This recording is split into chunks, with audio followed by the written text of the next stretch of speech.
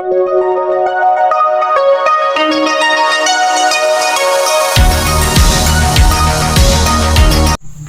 dear students, welcome class Maximum KMR channel. 10th standard max exercise 8.4 9th question கான solution detailed பார்ப்போம்.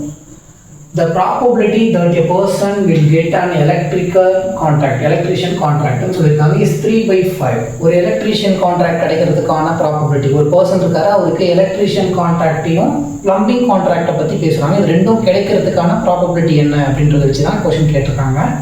Electrician contract கிடைக்கிறதுக்கான ப்ராபபிலிட்டியை 3/5 கொடுத்துருக்காங்க. And the probability that he will not get plumbing contract.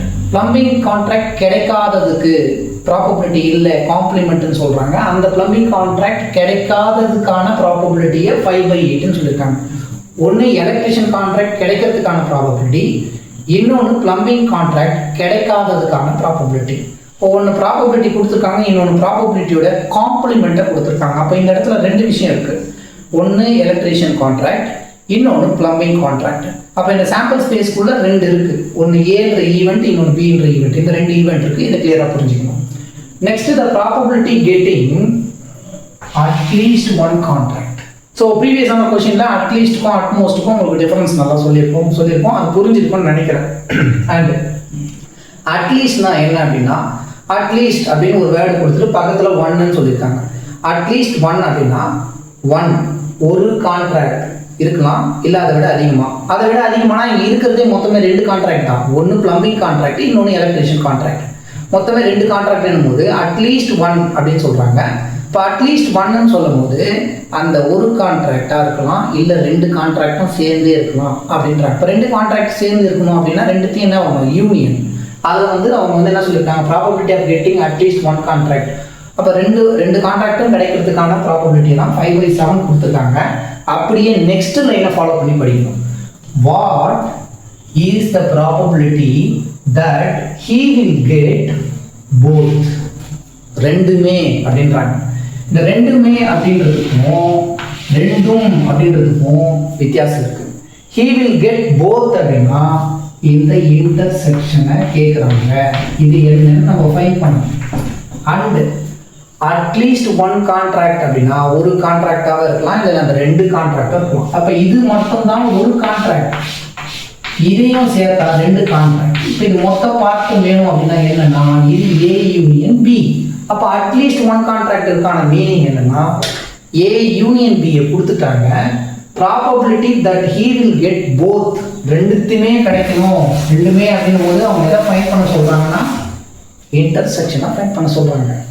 Okay, first given என்னன்றதை பார்ப்போம். Probability that person will get an electrician contract. இந்த electrician கான்ட்ராக்டை நான் ஈ denote பண்ணி உங்களுக்கு இந்த ஈவெண்ட்டை ஏன்னு எடுத்துக்கிறேன், பிளம்பிங் கான்ட்ராக்டை பின்னு எடுத்து அதை பி அப்படின்னு டினோட் பண்ணிக்கிறேன். ஸோ ஃபுல்லாக எழுதுனா எனக்கு போர்டில் ஸ்பேஸ் பத்தாது, போர்டு சின்ன போர்டு அதெல்லாம், சரிங்களா? இப்போ இந்த எலக்ட்ரிஷியன் கான்ட்ராக்டை ஏ அப்படின்ற ஒரு ஈவெண்ட் எடுத்துக்கலாம், அண்ட் பிளம்பிங் கான்ட்ராக்டை பின்ற ஒரு ஈவெண்ட் எடுத்துக்கலாம். இப்போ எலக்ட்ரிஷியன் கான்ட்ராக்டுக்கு த ப்ராபபிலிட்டினே கொடுத்துருக்குது. என்ன கொடுத்துருக்காங்க, ப்ராபபிலிட்டி பி ஆஃப் ஏ அப்படின்னு சொல்லிட்டாங்க. இந்த இ தான் ஏ நான் எடுத்துருக்கேன், எலக்ட்ரிஷியன் கான்ட்ராக்டை ஏன்னு எடுத்துருக்கேன். இப்போ சொல்யூஷனில் ஃபஸ்ட்டு இந்த பி ஆஃப் ஏ அப்படின்றத அவங்க கொடுத்துட்டாங்க 3/5. அண்ட் வேற என்ன இருக்கு, probability that he will not get. அப்போ நாட்னு சொல்லியிருக்காங்க. எதுக்கு, பிளம்பிங் கான்ட்ராக்டுக்கு. பிளம்பிங்கை நான் பின்னு எடுத்துருக்கேன். அந்த ப்ராபபிலிட்டினா P of B. But question என்ன இருக்குன்னா he will not get அப்படின்னா என்னன்னா இந்த பிளம்பிங் கான்ட்ராக்ட் கிடைக்காததுக்கான சான்சஸ், சரிங்களா? அப்போ ப்ராபபிலிட்டி ஆஃப் பிக்கு நாட்னு கொடுத்ததுனால அதோடைய காம்ப்ளிமெண்ட்டை தான் 5/8 எடுக்கும். ஸோ கொஸ்டினை பொறுமையாக படித்து நிதானமாக அண்டர்ஸ்டாண்ட் பண்ணி கொடுத்துருக்க டேட்டாவை எடுத்து அதுக்கப்புறமா சால்வ் பண்ணுங்க. And the probability of getting at least one contract. இந்த அட்லீஸ்ட் நான் என்ன சொன்னேன், ஒரு கான்ட்ராக்டாக இருக்கலாம், இல்லை ஒரு கான்ட்ராக்ட் மேலே இருக்கலாம். அங்கே இருக்கிறது ரெண்டு கான்ட்ராக்ட் தான். அப்போ அது ரெண்டுத்தையும் யூனியன், இந்த P of A union B இதை கொடுத்துட்டாங்க. இது எவ்வளோ கொடுத்துருக்காங்க, 5/8 5/7. ஓகே, இந்த இடத்துல இது 5/7. நெக்ஸ்ட் நம்ம ஃபைண்ட் பண்ண வேண்டியது probability that he will not he will get both. ரெண்டுமே கிடைக்கிறதுக்கான சான்சஸ் என்ன ப்ராபபிலிட்டி அப்படின்னு கேட்குறாங்க. அது வந்து P of A intersection B. இதை ஃபைண்ட் பண்ண சொல்கிறாங்க. இப்போ இந்த P of A, இந்த P of B காம்ப்ளிமெண்ட், இந்த P of A union B, இதெல்லாம் வச்சு நம்ம எதுல இருந்து ஃபைண்ட் பண்ண முடியும்னு பார்க்கணும். நமக்கு P of A union B க்கு ஃபார்முலா நல்லாவே தெரியும்.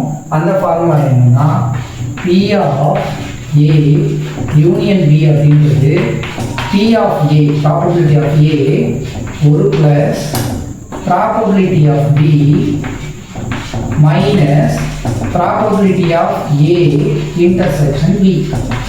ஸோ இந்த ஃபார்முலா ரெகுலராக நம்ம யூஸ் பண்ணிட்டு வரோம். இது ப்ரீவியஸ் சம்ஸ் எல்லாத்தையும் இந்த ஃபார்முலாவை எடுத்துட்டோம்.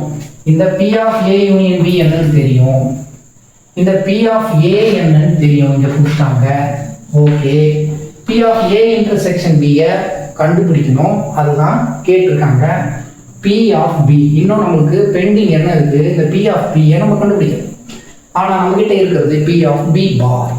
So P of B complement, இந்த P of B காம்ப்ளிமெண்ட்டும் இந்த P of B-யும் P of B-யும் P of B காம்ப்ளிமெண்ட்டும் எந்த ஃபார்முலாவில் வரும்னு பார்த்தீங்கன்னா, இப்போ எனக்கு ப்ராபபிலிட்டி ஆஃப் B காம்ப்ளிமெண்ட் வேணும் அப்படின்னா நான் என்ன பண்ணுவேன், 1ல இருந்து ப்ராபபிலிட்டி ஆஃப் B-யை மைனஸ் பண்ணுவேன்.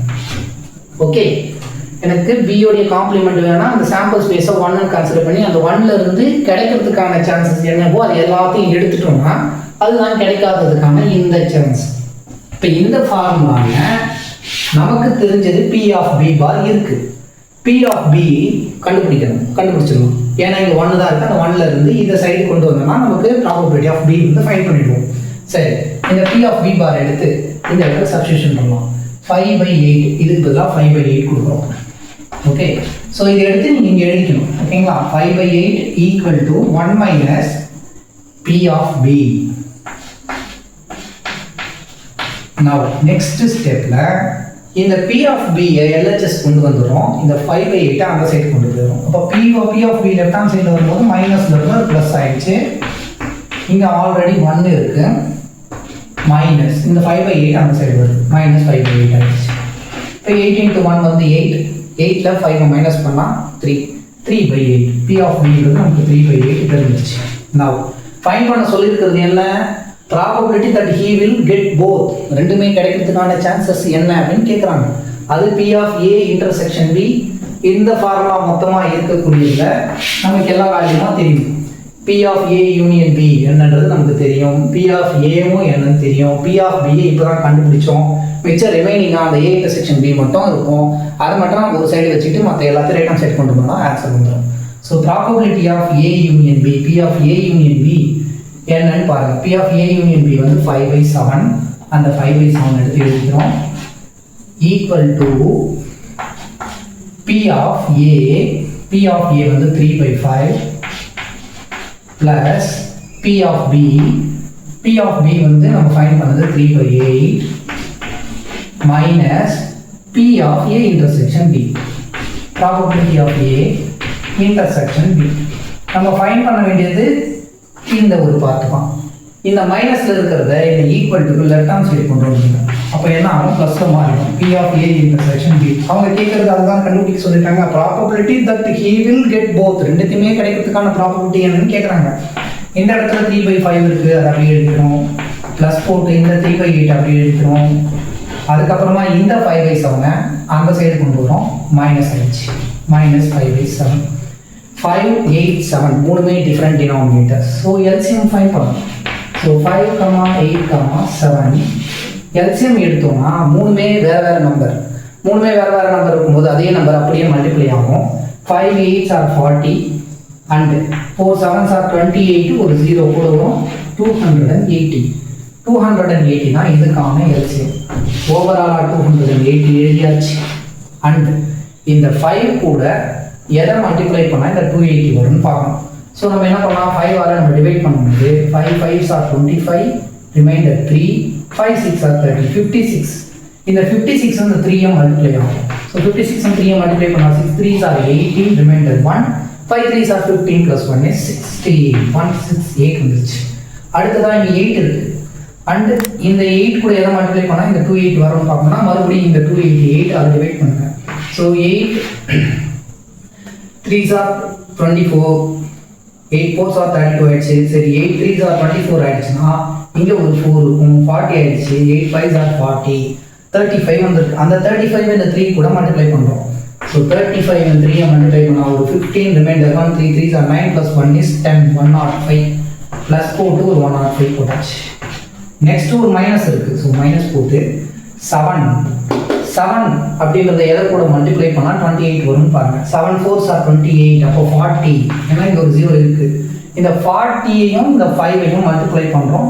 4 5s are ஒரு 20, ஒரு 0 இன்க்ளூட் ஆயிடுச்சு, 200 ஆயிடுச்சு. இப்போ 168 105ஐயும் ஆட் பண்ணுங்க. 168 ஒரு 105 ஆட் பண்ணால் 8 5 13, ரிமைண்டர் 1, இது 7, இது 273. ஸோ நெக்ஸ்ட் ஸ்டெப்பில் 273 ப்ளஸில் இருக்கக்கூடிய எல்லாம் நம்ம ஆட் பண்ணிட்டோம். ஒரு மைனஸ் போட்டு இந்த 200 போட்டாச்சு. டிவைடட் பை ஒரு 280. அடுத்த ஸ்டெப் 273லேருந்து 200 மைனஸ் பண்ணால் நமக்கு 73 டிவைடட் பை 280. ஸோ 73யும் 280யும் நம்ம கேன்சல் பண்ண முடியாது. ஸோ அதை அப்படியே விட்டுருவாங்க. ஸோ இதுக்கான ஃபைனல் ஆன்சர் 73/280 தான் probability of A intersection B. So நம்ம சேனலை இது வரைக்கும் சப்ஸ்கிரைப் பண்ணாதவங்க சப்ஸ்கிரைப் பண்ணிக்கோங்க. அண்ட் உங்களுக்கு இந்த வீடியோஸ் பிடிச்சிருந்தா மறக்காமல் நம்ம கமெண்ட் செக்ஷனில் கமெண்ட் பண்ணுங்கள் கைஸ். தேங்க்யூ.